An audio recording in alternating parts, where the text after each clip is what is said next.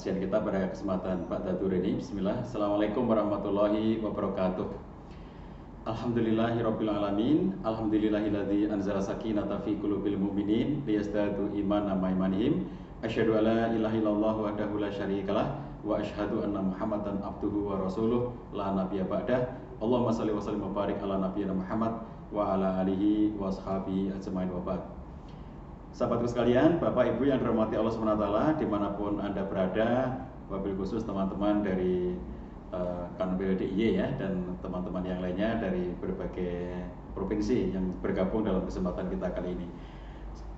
Bersyukur bahwa kita telah memasuki 10 hari terakhir di bulan Ramadan, dan tradisi Nabi SAW pada 10 hari terakhir di bulan Ramadan ini adalah mengencangkan ikat pinggang kalau istilahnya para ulama itu ya, bahwa beliau kemudian semakin kuat ibadahnya, semakin banyak pendekatan dirinya pada Allah SWT. Kemudian mulai, kalau hari-hari normal itu berarti mengasingkan diri ke masjid dalam bentuk i'tikaf. Cuma karena kita dalam situasi pandemi corona, maka kita belum bisa ke masjid. Dan para ulama tentu saja kalau dalam konteks fikih ya, wajar terjadi perbedaan pendapat. Apakah dalam situasi pandemi sekarang yang tidak memungkinkan ke masjid itu, kita bisa i'tikaf di rumah, ataukah kita menggantinya dengan aktivitas yang lain gitu. Jadi ini yang sebagian ulama kita mengatakan i'tikaf harus di masjid. Oleh karena itu ya, kalau tidak bisa ke masjid namanya bukan i'tikaf, tapi kita ganti dengan berbagai macam aktivitas yang semakin optimal di rumah kita sendiri. Tapi ada juga dari kalangan mazhab Hanabilah yang menyatakan i'tikaf tidak harus di masjid. Jadi kita bisa melaksanakan i'tikaf itu di rumah dengan syarat di tempat yang di situ kita khususkan. Artinya kalau memang kita berniat i'tikaf di rumah kita, bikin space ya di rumah kita itu, untuk kemudian kita di tempat itu tuh hanya digunakan untuk kegiatan ibadah doang, tidak untuk kegiatan-kegiatan yang lainnya gitu. Nah itu oke, kita bisa memilih ya. Maka kalau mau i'tikaf menggunakan pendapat sebagian dari mazhab Hanabilah, kita bisa mengambil satu space di rumah kita gunakan untuk sholat, kita gunakan untuk tilawah di situ, kita gunakan untuk aktivitas sebagaimana kalau pas kita i'tikaf itu. Kemudian kalaupun kita menggunakan pendapat mayoritas ulama, jumhur mengatakan tidak ada i'tikaf kalau tidak di masjid, tetapi diganti dengan aktivitas-aktivitas ibadah yang semakin banyak kepada Allah SWT. Nah, sahabatku sekalian, ini adalah kesempatan sebagaimana Pak Heri tadi telah mengantarkan langkah ya, seumur hidup kita. Saya mungkin sudah termasuk yang tua di antara Bapak Ibu sekalian. Jangan-jangan saya tertua di forum ini.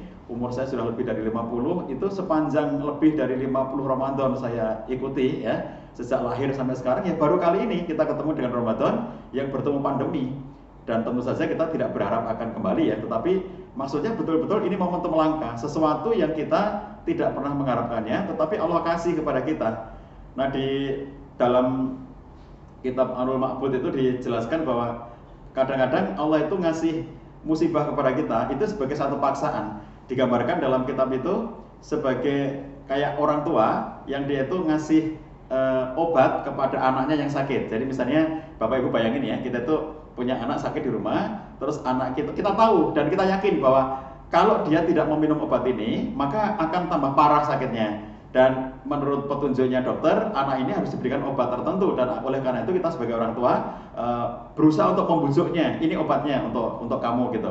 Nah, kadang-kadang orang tua menjumpai anaknya itu betul-betul menolak, dia nggak mau dapat obat itu, mungkin karena memang pahit atau mungkin karena memang dia tidak betul-betul dia ngelihat bentuk obat saja sudah nggak seneng gitu.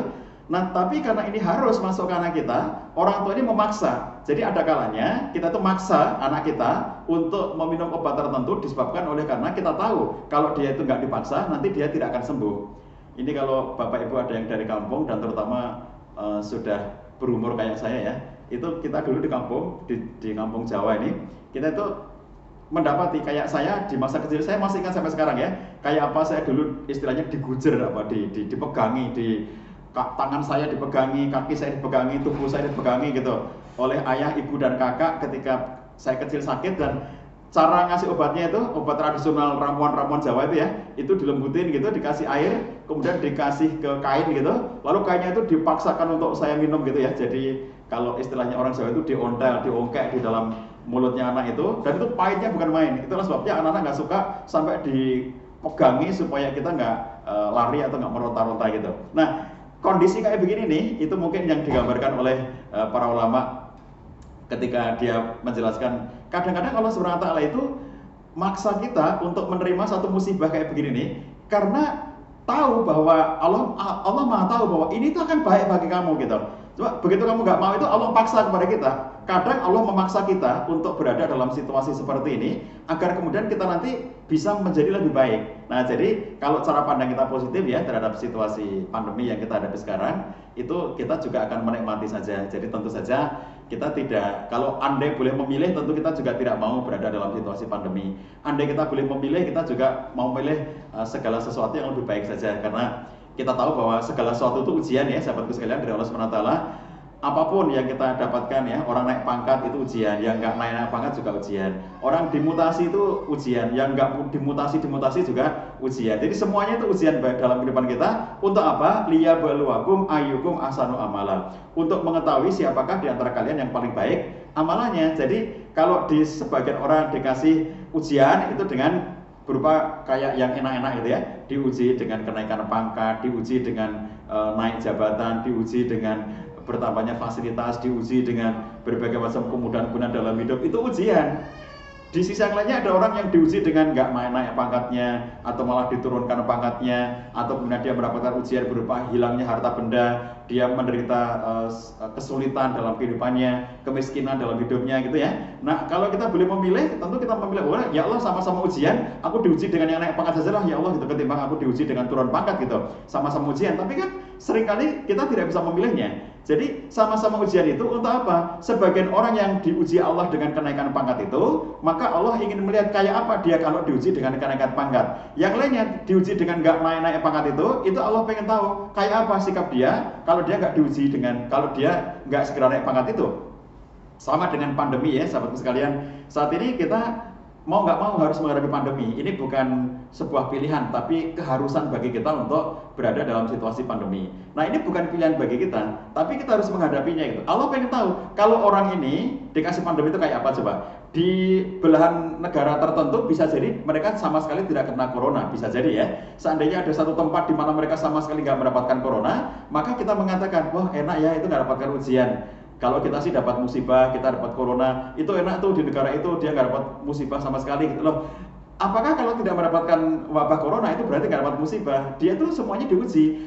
Coba kalau orang-orang yang sekarang itu di negeri atau di tempat yang mereka itu tidak mendapatkan wabah corona sama sekali, lalu dia ngelihat bahwa negara lainnya itu semuanya kena corona kecuali kita, misalnya begitu ya, ada satu negara yang kita ini nggak dapat corona nih, orang-orang diuji kita nggak gitu loh. Apa dikira itu bukan ujian? Kan semuanya ujian. Allah pengen tahu liyabluwakum ayyukum ahsanu amala. Coba kalau negara-negeri yang tidak mendapat musibah berupa corona itu kayak apa sikapnya? Dan negeri-negeri yang sedang diuji dengan corona itu kayak apa sikapnya? Jadi semua kembali tergantung kepada kita semuanya. Nah, sayangnya Bapak Ibu sekalian yang dirahmati Allah SWT, banyak di antara masyarakat di berbagai negara itu yang kemudian dia tidak bisa bersikap secara positif. Dampaknya apa? Seperti yang dinyatakan oleh Sekjen PBB kira-kira 2 pekan yang lalu ya, Antonio Guterres mengatakan bahwa telah terjadi laporan tentang adanya lonjakan kenaikan kasus KDRT dalam rumah tangga, kekerasan dalam rumah tangga semenjak orang-orang dirumahkan.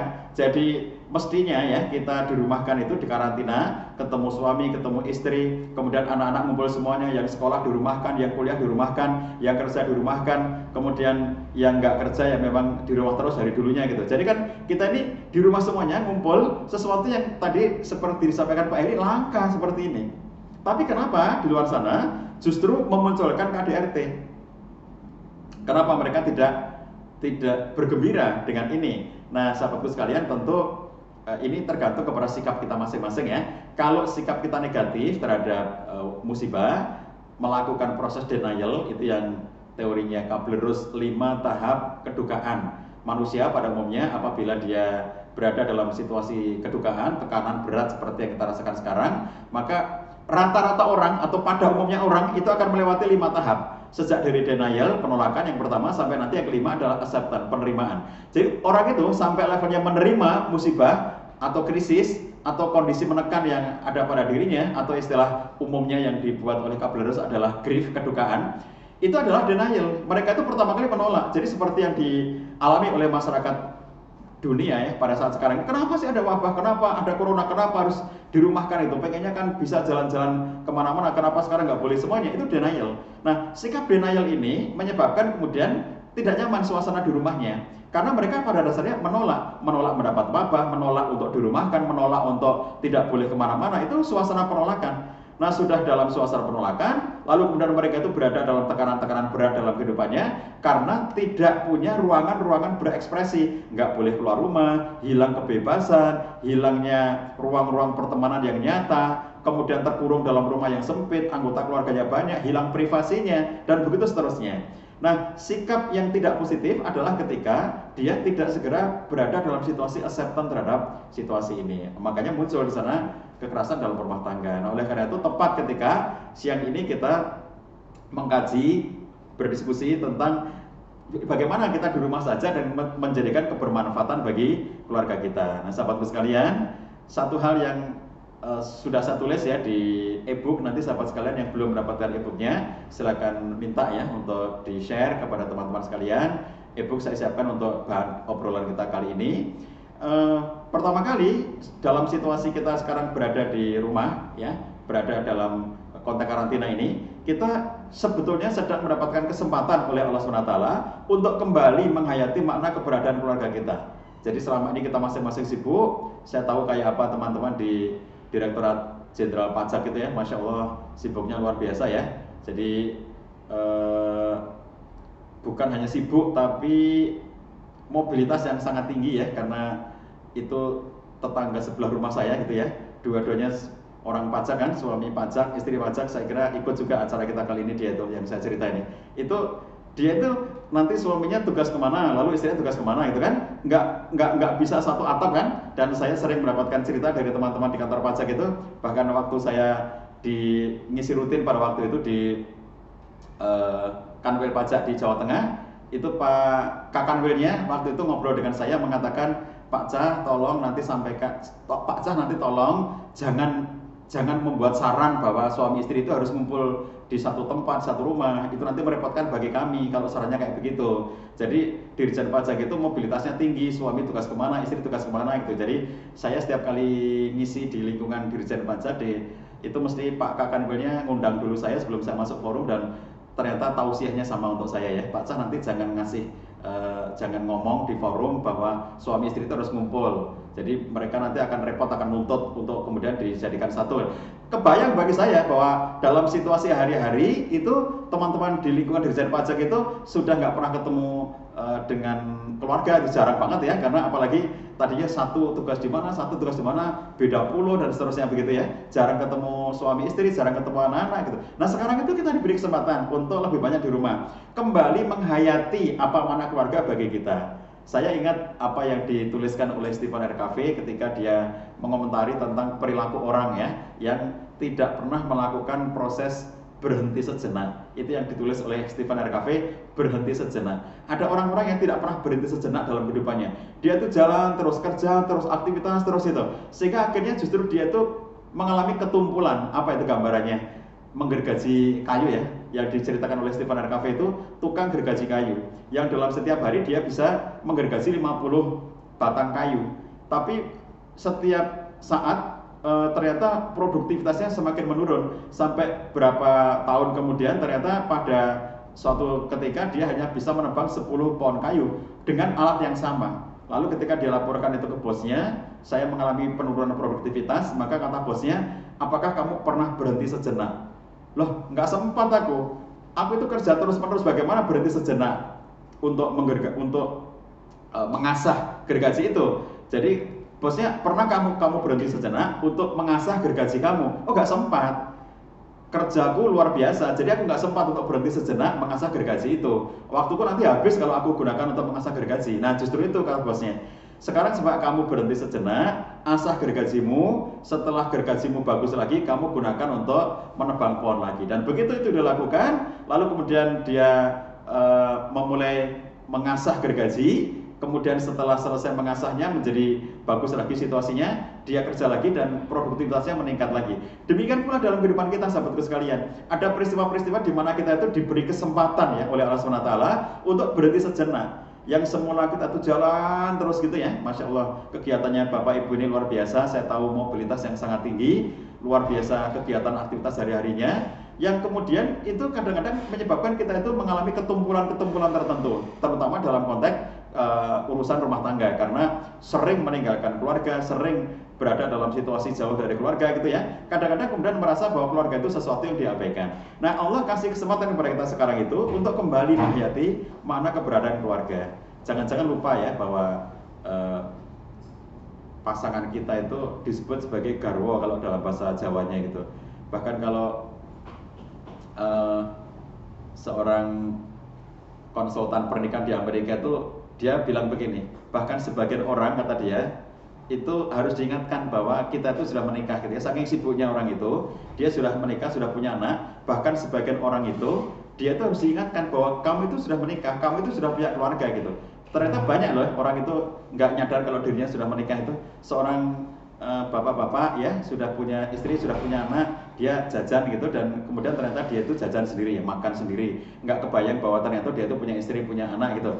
Padahal kata Imam Al-Ghazali dalam kitab Ihya Ulumuddin itu kan nggak boleh laki-laki itu makan sendirian, makan enak sendirian itu kan nggak boleh.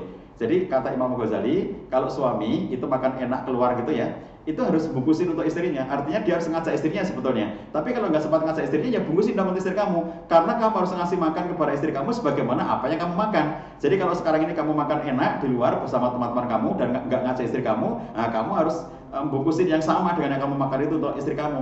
Nah, jadi begitu ada suami yang begitu dia makan enak dengan teman-temannya itu nggak bungkusin untuk istrinya, itu contoh laki-laki yang lupa bahwa dia sudah menikah gitu ya. Jadi saking sibuknya kita itu lupa bahwa kita itu sudah berumah tangga, lupa bahwa kita punya kewajiban, lupa bahwa kita itu punya hal-hal yang harus kita urus dalam kehidupan sehari-hari. Nah, kesempatan ini sahabatku sekalian menjadi kesempatan bagi kita untuk menata kembali, menghayati kembali apa makna keluarga bagi kita. Yang kedua, sahabatku sekalian, mumpung kita dalam situasi pandemi banyak di rumah ini, kesempatan bagi kita untuk meningkatkan dan memperbaiki kualitas diri. Coba kalau kita lihat ya, selama ini kita menjadi suami. Kalau kita nggak pernah berhenti sejenak memperbaiki diri, ya kita akan menjadi suami yang begitu-begitu aja. Kalau menjadi istri yang terjebak rutinitas, ya akan menjadi istri yang begitu-begitu aja. Sesekali waktu kita melakukan proses muhasabah diri, evaluasi diri. Sekarang momentum yang tepat, Ramadan dan musim pandemi. Kita kemudian melakukan upaya terbaik, melakukan muhasabah, menjadi laki-laki yang menjadi suami yang baik di dalam rumah kita, menjadi istri yang baik di rumah kita. Para ulama kita mengatakan bahwa kalau kita hidup berumah tangga itu, sahabatku sekalian, kita tuh bisa mendapatkan surga bahkan dari rumah kita sendiri. Nggak usah mikir jauh-jauh gitu ya. Kita tuh bisa mendapatkan surga, bahkan surga yang terbaik itu di rumah kita sendiri.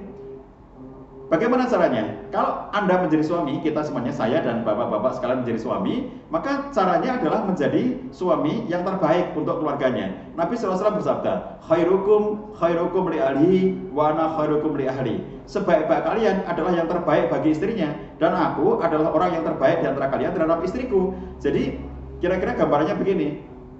Kalau para sahabat Nabi pada waktu itu ya, mereka berinteraksi dengan istri-istrinya masing-masing. Sahabat Nabi itu berinteraksi dengan istrinya, lalu Nabi SAW berinteraksi dengan istri beliau. Nah, dibandingkan dengan semua sahabat Nabi yang berinteraksi dengan istrinya masing-masing itu, Nabi adalah orang yang terbaik interaksinya dengan istri beliau. Sementara Nabi SAW mengatakan khairukum li ahlihi. Jadi yang terbaik di antara kalian itu, yang pertamax, yang paling unggul, yang paling hebat di antara kalian itu adalah yang paling baik sikapnya, akhlaknya kepada istrinya. Jadi kalau begitu, kalau kita bisa menjadikan diri kita sebagai seseorang suami yang akhlak kita terbaik untuk istri kita, maka derajat kita meningkat menjadi orang yang terbaik di sisi Allah SWT. Sehingga surga yang diberikan kepada kita pun juga surga terbaik.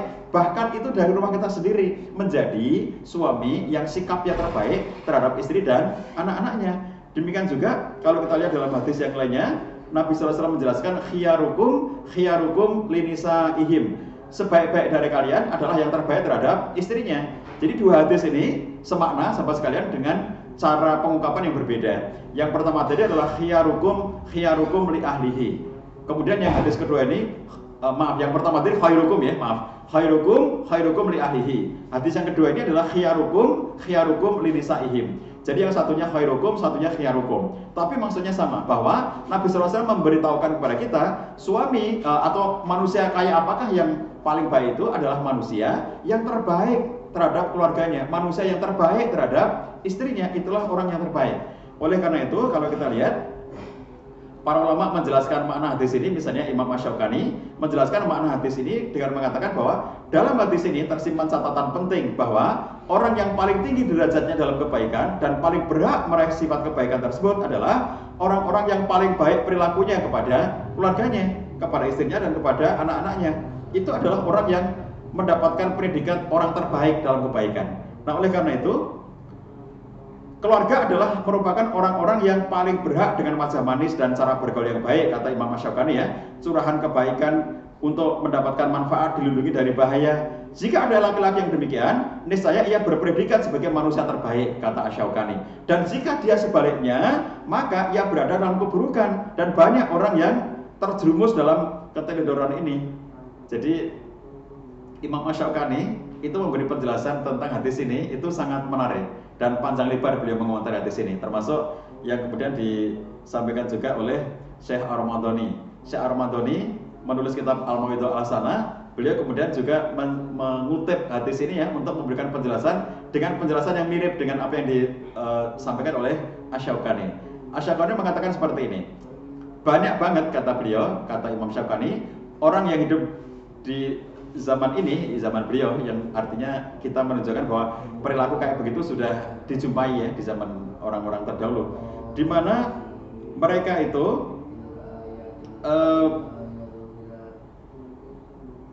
laki-laki itu demikian baik ketika bertemu dengan teman-temannya. Misalnya kalau ketemu dengan temannya, dia kemudian traktir, ayo kita makan bareng, dibayarin gitu ya, ditraktir gitu. Kemudian diajak senang-senang temannya itu. Jadi kalau ketemu teman-temannya, kata Syaukani, orang ini dia begitu baiknya, tapi begitu dia kembali kepada keluarganya, ternyata dia menjadi orang yang paling pelit dan orang yang paling tidak baik. Jadi dia sangat tidak nyaman sikapnya kepada istrinya. Nah, Syekh Abdul Malik Ar-Ramadhani juga menyampaikan bahwa laki-laki yang seperti ini itu banyak dijumpai, kata beliau, bahwa orang itu kalau ketemu teman-temannya dia roya, tapi begitu di rumahnya dia pelit banget. Kalau dengan teman-temannya dia bersenang-senang, tapi kalau dengan istrinya dan anaknya galaknya bukan main. Nah, makanya kalau melihat situasi kayak begini yang 14 abad yang lalu, Nabi SAW sudah menyatakan yang terbaik di antara kalian itu adalah yang paling baik sikap kalian terhadap keluarga kalian, terhadap istri kalian. Nah, oleh karena itu, sahabatku sekalian, ini menjadi penting bagi kita sekarang ini, mumpung kita sekarang banyak di rumah ya, coba kita masing-masing ya melakukan evaluasi diri, perbaikan diri, menjadi suami yang semakin baik sikap kita.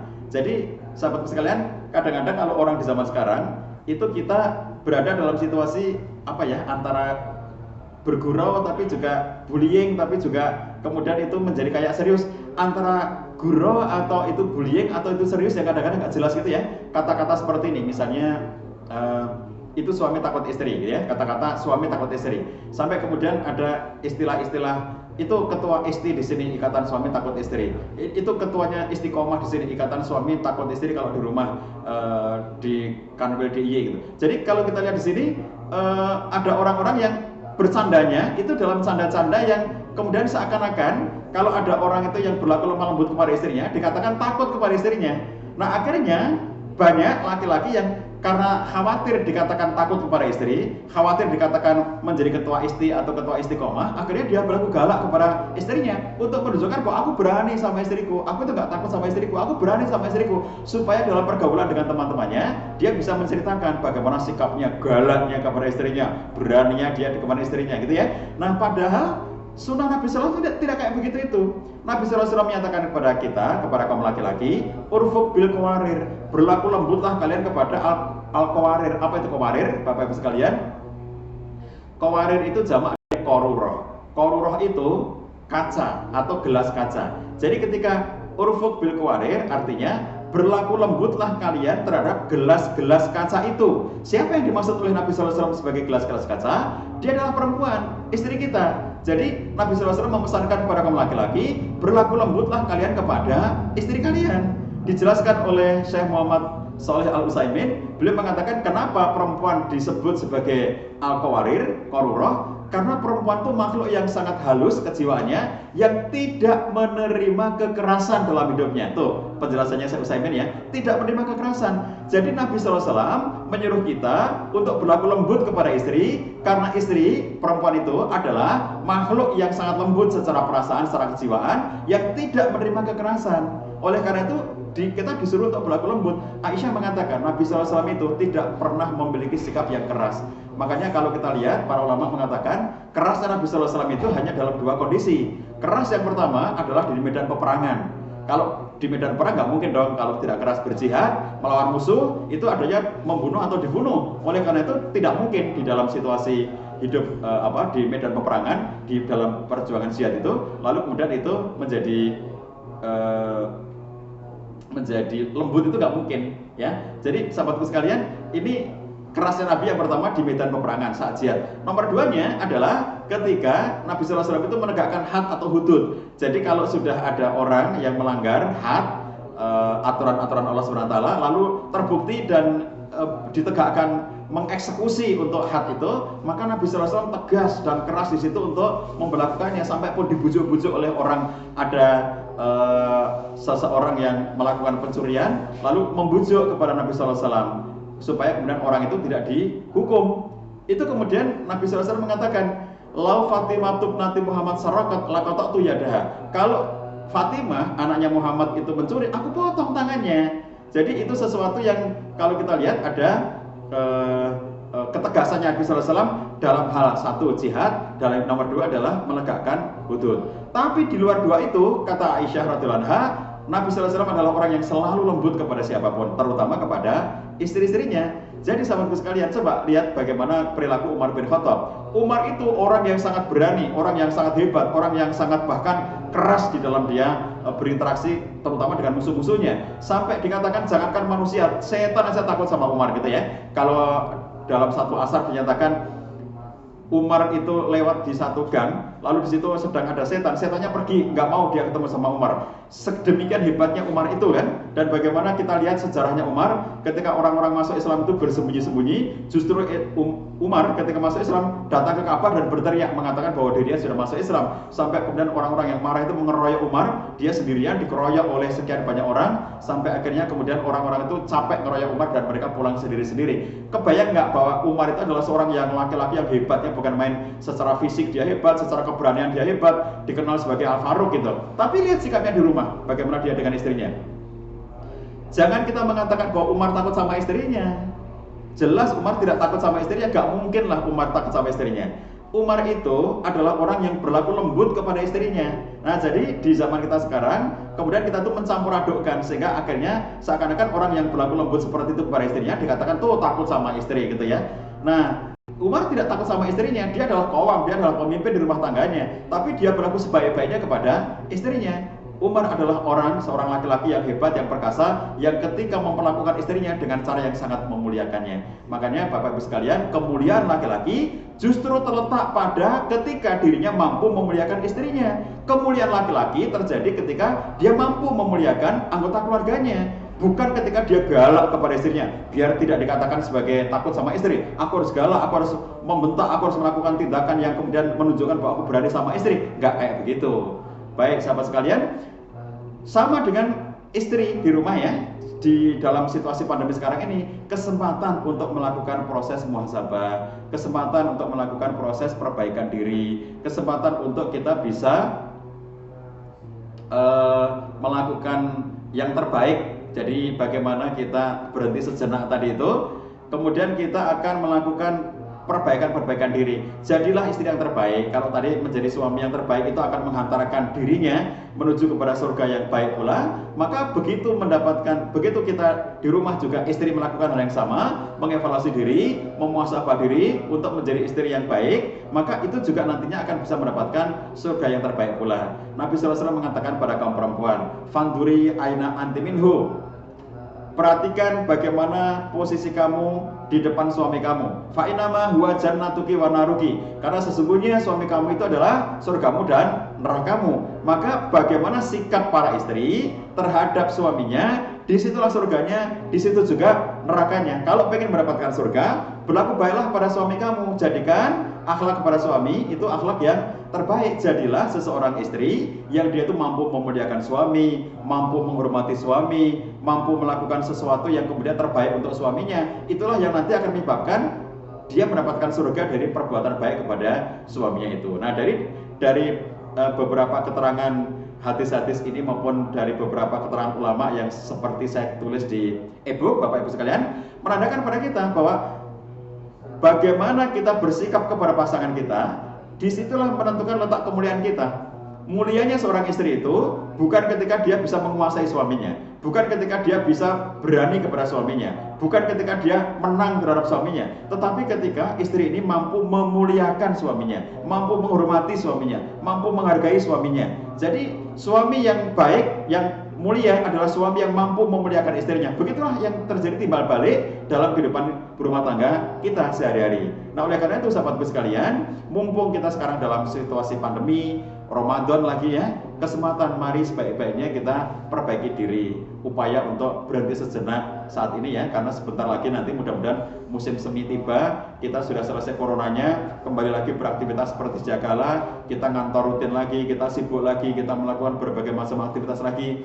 Bapak Ibu sudah kembali ke kantornya masing-masing gitu ya, dan pada akhirnya itu akan menyebabkan kita sudah kembali terjebak dalam kondisi-kondisi yang normal. Mumpung sekarang masih punya banyak kesempatan untuk melakukan evaluasi dan perbaikan diri. Kalau masih ada suami yang suka membentak istrinya, berhenti. Itu sudah tidak lagi cocok dan tidak lagi patut, karena kemuliaan suami adalah terletak pada bagaimana memuliakan istrinya. Kalau ada istri yang masih berani bantah, masih berani membentak suaminya, sudah berhenti, karena itu adalah tanda bahwa dirinya tidak mulia. Kemuliaan seorang istri terletak pada kemampuan dia untuk memuliakan suaminya.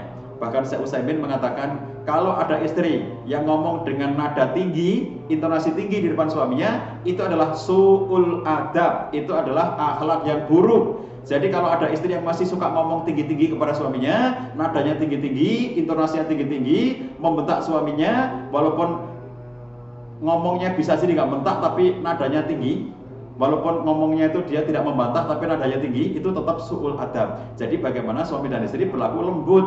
Suami mendapatkan perintah untuk berlaku lembut kepada istrinya, tetapi istri itu mendapatkan hak yang seimbang. Oleh karena itu dia pun juga harus berlaku lembut kepada suaminya. Begitu ya sahabatku sekalian. Ini poin kedua, bagaimana di rumah saja dan kita bermanfaat untuk keluarga, tema kita pada kesempatan siang hari ini.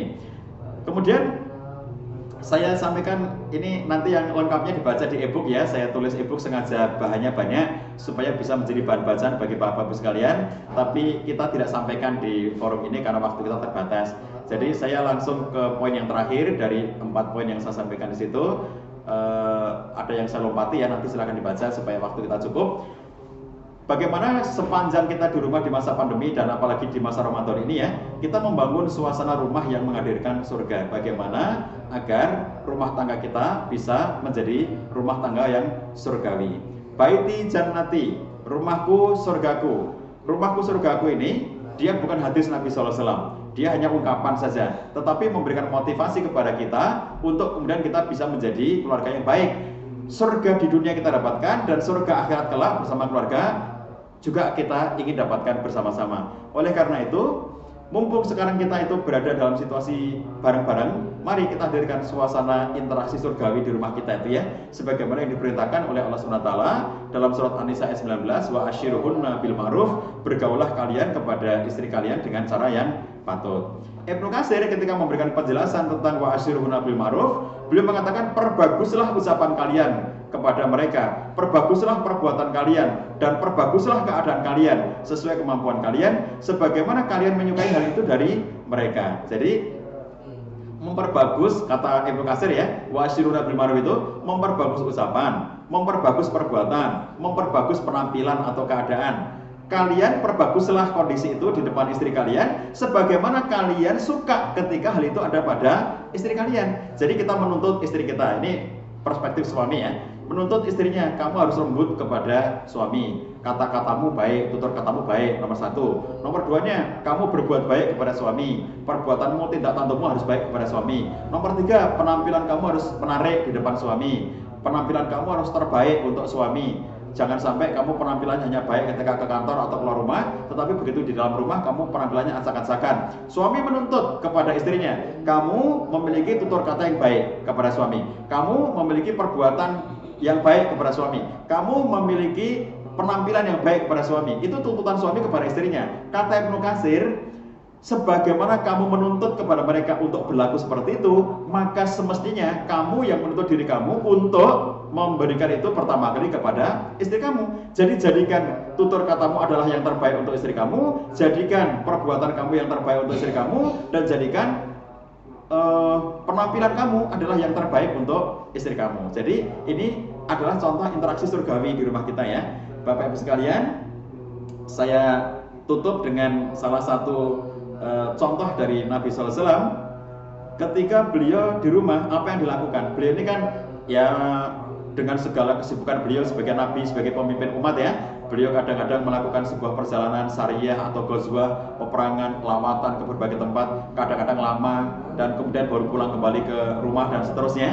Maka kalau kita lihat ya, sama kira-kira saya bayangkan kayak bapak-bapak sekalian ini ya, ibu-ibu sekalian, kadang harus pisah tugas, kadang harus bepergian dinas luar kota dan seterusnya gitu ya. Kemudian nanti ada saatnya liburan dan kembali bersama keluarga. Jadi Nabi SAW kalau pas di luar rumah ya tentu dia tidak bisa melakukan bantuan kepada keluarganya, namanya juga tidak di rumah ya. Tapi yang ditanyakan oleh sahabat kepada Aisyah adalah apa yang dilakukan oleh Nabi ketika beliau di rumah. Kalau beliau pas tidak di rumah ya tentu semua orang tahu, sudah pasti apa yang bisa dilakukan orang kalau tidak di rumah. Apalagi waktu itu nggak ada handphone, nggak ada internet, tidak ada WhatsApp, tidak ada sarana-sarana medsos gitu ya. Jadi oleh karena itu kalau pada waktu itu keluar rumah ya sudah selesai, tidak ada komunikasi apa-apa kecuali menjaga diri dengan doa. Nah lalu Aisyah menjawab pertanyaan sahabat itu, Rasulullah SAW dalam kesibukan membantu istrinya, dan jika tiba waktu sholat beliau pun pergi sholat. Jadi kata Aisyah, kalau Nabi di rumah itu nggak nganggur ya, Nabi di rumah itu bukan istirahat, Nabi di rumah itu nggak santai-santai, Nabi di rumah itu dalam kesibukan membantu istrinya. Masya Allah ya. Jadi kalau di rumah kita sekarang bapak-bapak, ibu-ibu, pembantunya pun dirumahkan ya, akhirnya nggak ada pembantu di rumah karena semuanya physical distancing. Jadi pembantu pun tidak lagi masuk ke rumah, yang ada hanya suami istri dan anak-anak. Maka mari kerja bareng. Jangan merasa sungkan untuk ikut nyuci piring ya bapak-bapak, jangan merasa sungkan untuk ikut nyuci baju, jangan sungkan untuk ngepel rumah, jangan sungkan untuk melakukan tindakan-tindakan ikut masak, ikut nyiapkan sahur, untuk nyiapkan buka. Jadi suami itu bukan hanya duduk nunggu istrinya melayani, bukan kayak begitu. Kata Aisyah, Nabi SAW itu kalau di rumah berada dalam kesibukan membantu istrinya, dan begitu tiba waktu sholat maka kemudian beliau pun melaksanakan sholat. Kemudian Urwah, seorang sahabat Nabi radhiyallahu anhu berkata kepada Aisyah radhiyallahu anha, wahai Ummul Mukminin, apakah yang dikerjakan oleh Nabi SAW jika ia bersamamu di rumahmu? Nah, maka Aisyah radhiyallahu anha mengatakan, ia melakukan seperti apa yang dilakukan oleh salah seorang dari kalian jika sedang membantu istrinya. Ia memperbaiki sendalnya, menjahit bajunya, mengangkat air di ember, dan dalam satu riwayat ditambahkan dengan memerah susu kambingnya. Jadi sahabatku sekalian, coba detailnya ceritanya Aisyah itu. Artinya sama seperti yang biasa dilakukan oleh orang umumnya kalau di rumah itu ya kayak begitu. Ya dia juga memperbaiki urusannya sendiri ya.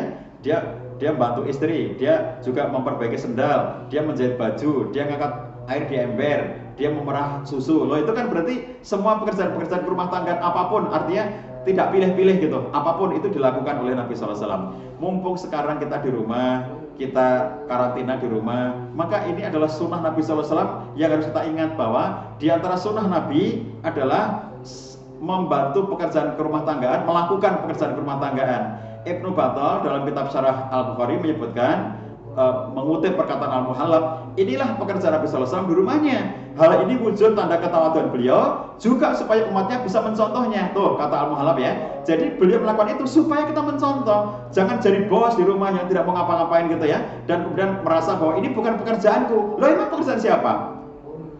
Nabi SAW melakukan tindakan itu untuk dicontoh oleh kita semuanya. Karena termasuk sunnah Nabi, hendaklah seseorang bisa mengurus pekerjaan rumahnya, baik menyangkut perkara dunia maupun perkara agamanya. Itu masih ungkapan dari Ibnu Battal mengutip dari Al-Muhallab. Jadi termasuk sunnah Nabi SAW melakukan aktivitas praktis ke rumah tangga itu adalah sunnahnya Nabi SAW. Ya, jadi kalau bapak-bapak, kalau kita mengatakan sunnah Nabi itu jangan hanya mikirin poligami gitu ya. Karena kalau Anda PNS nggak boleh poligami secara aturan ya. Jadi jangan mikir poligami. Jadi kalau kita melihat bahwa sunnah Nabi itu banyak banget.